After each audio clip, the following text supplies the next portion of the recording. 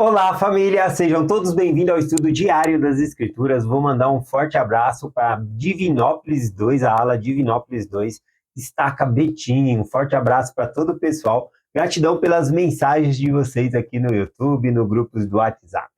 Vamos lá para o nosso estudo de hoje. A gente está estudando Doutrina e Convênio, seção 88. A gente parou no versículo 17, que falou sobre a redenção da alma. Nós sermos redimidos, tanto da morte física, como da morte espiritual. Isso por meio da expiação de Jesus Cristo. E aqui então fala sobre herdar a terra. Essa terra ela vai se tornar o reino celestial. Olha só o que fala sobre a terra aqui, a partir do versículo 18. Portanto, é necessário que seja santificada de toda iniquidade, a fim de ser preparada para a glória celestial. Pois, após ter cumprido o propósito de sua criação, será coroada com a glória, sim, com a presença de Deus, o Pai. Veja que a glória da terra é a presença de Deus. E a nossa glória também vai ser a presença de Deus, poder viver na presença de Deus. A gente quer o abençoador, né? Não as bênçãos, não é isso que a gente está procurando. A gente quer viver com Deus. E ele continua dizendo aqui, para que os corpos que forem para o reino celestial possuam para todo o sempre, para que esse intento foram feitas e criadas. Com intento são esses santificados. Bom, então aqui está mencionando que essa terra ela vai se tornar o reino celestial, ela vai ser santificada, porque ela cumpre o propósito de sua criação. O Senhor ordenou aqui vai falar das constelações, né? Vai falar dela viver na órbita que Deus ordenou, ela produz fruto, ela faz tudo o que o Senhor ordena. Então ela vive a lei de um reino celestial e ela vai ser celestializada. E aqui um paralelo é que nós também precisamos ser celestializados para viver numa terra celestial.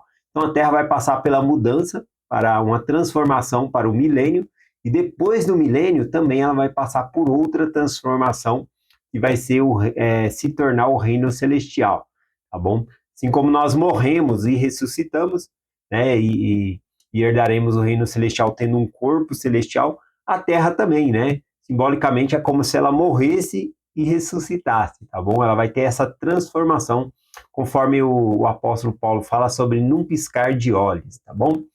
Aqui, continuando, no versículo 21 em diante aqui, vai falando sobre a lei dessas glórias, tá bom?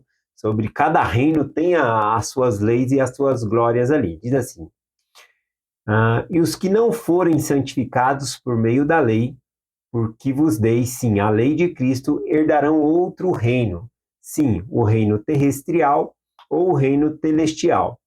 Porque aquele que não consegue viver a lei de um reino celestial, não consegue suportar a glória celestial. Aquele que não consegue viver a lei de um reino terrestre, não consegue suportar a glória terrestre. Aquele que não consegue viver a lei de um reino celestial, não consegue suportar uma glória celestial. Portanto, não é digno de um reino de glória. Portanto, deve permanecer em um reino que não seja um reino de glória. Então, aqui fala que o propósito da lei é nós sermos santificados por meio de Jesus Cristo. Então, a lei não é para nos restringir, é para nos santificar, mostrar nossa obediência a Deus, tá bom? Aqui, não é uma obediência cega no sentido, eu tenho que fazer essas coisas para ganhar o céu. Não dá para comprar o céu. O céu, o reino celestial, ele vem por meio dos méritos de Cristo, por meio da expiação de Jesus Cristo, tá bom? Então não é somente fazer, guardar os mandamentos por fazer. Um exemplo disso está em Lucas aqui, ó, capítulo 18, versículo 12 em diante, o sacerdote ali, né, fariseu, ele diz, eu jejuo 2 vezes por semana e dou o dízimo de tudo quanto possuo. Ele está justificando-se a si mesmo e se exaltando a si mesmo. E aí vem um publicano, então, e ora da seguinte maneira, né? Essa foi a oração ali do fariseu, né? Eu jejuo 2 vezes por semana, eu dou o dízimo de tudo. Então veja que não é só fazer, né? Não é só a prática automática. Vem o publicano aqui e disse, porém, o publicano de pé de longe nem ainda tinha coragem de levantar os olhos ao céu, mas batia no seu peito dizendo, ó Deus, tem misericórdia de mim, pecador. Digo-vos que esse desceu justificado para a sua casa e não aquele. Veja que Jesus exalta a oração do publicano, porque ele disse que sou pecador, tem misericórdia de mim que sou pecador, do que do fariseu ali que se justificava a si mesmo. Eu jejuo 2 vezes por semana, dou o dízimo de tudo.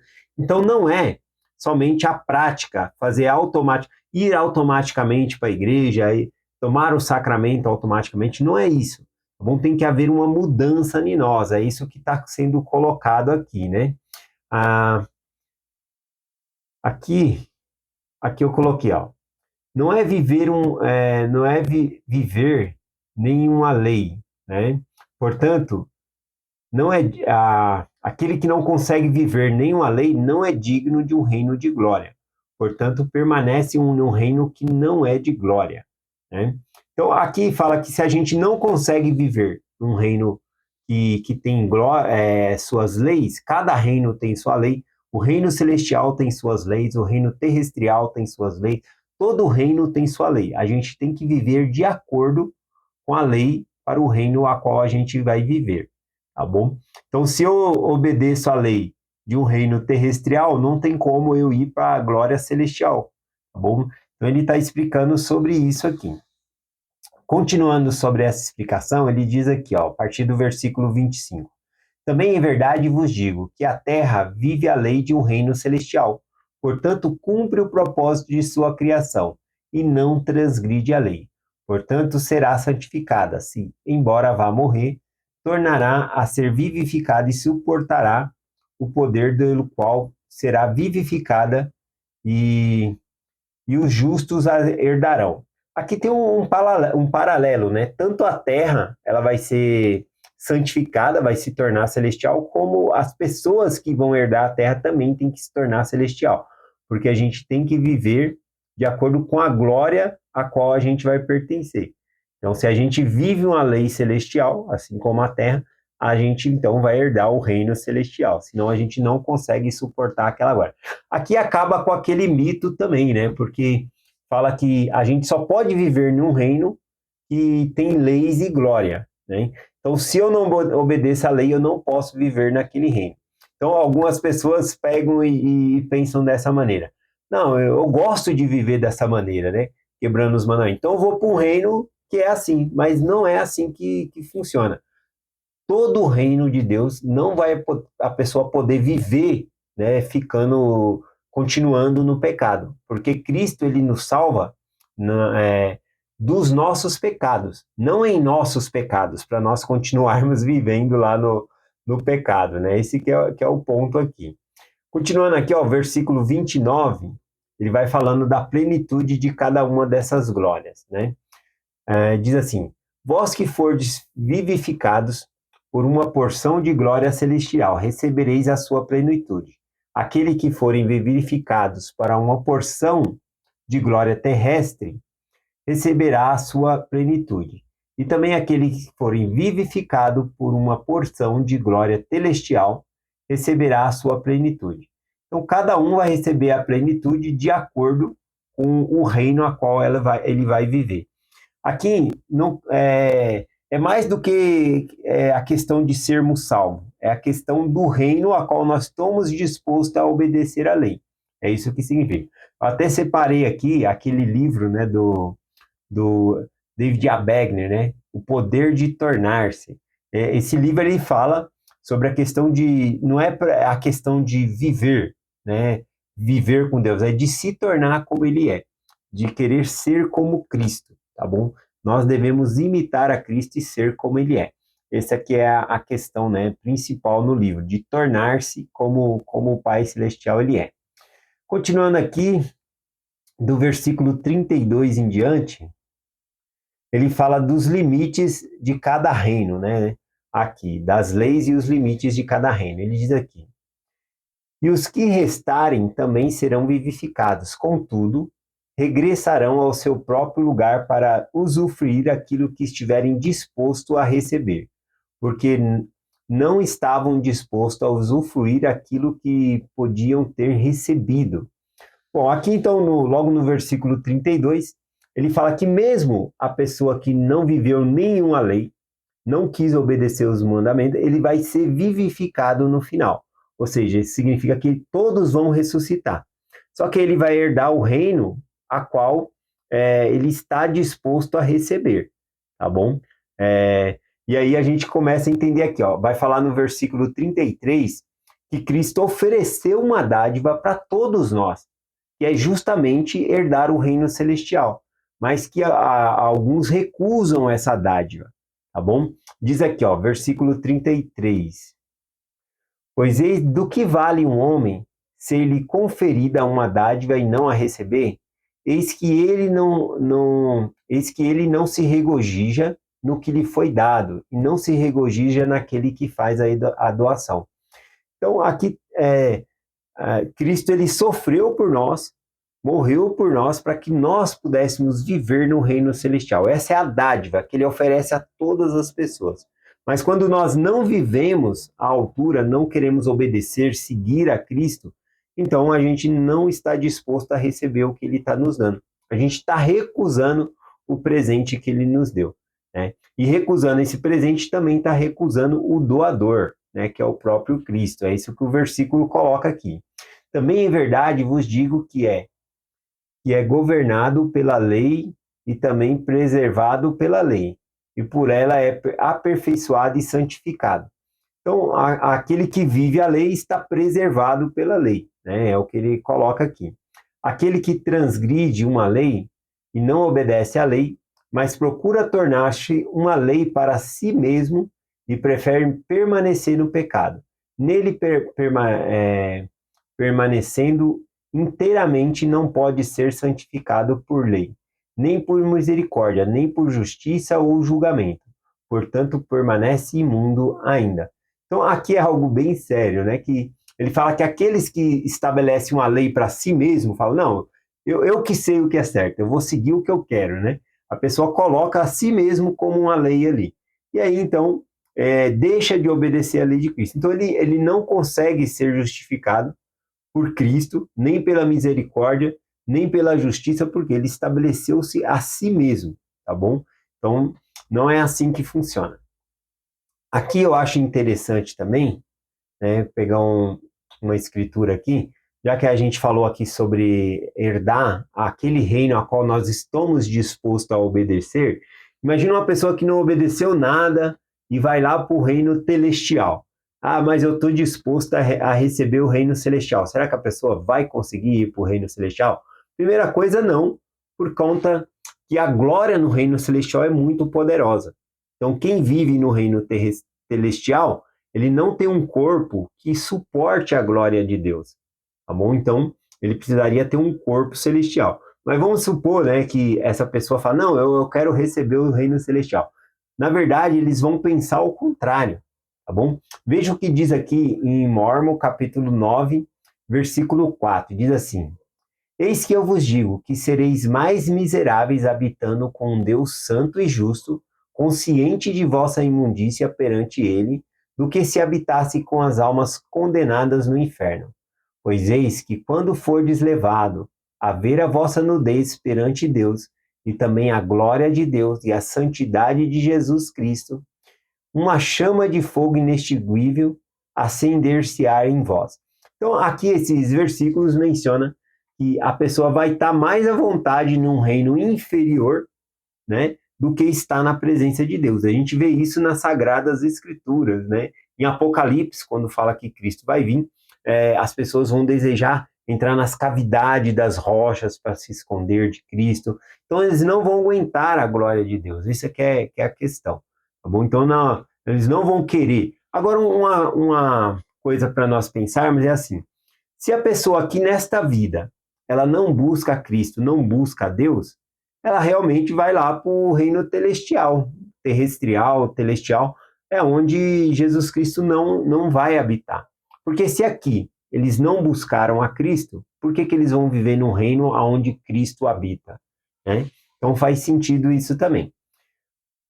Continuando aqui para finalizar o nosso estudo, a partir do versículo 36, ele vai falar aqui sobre uma lei universal para nós, né?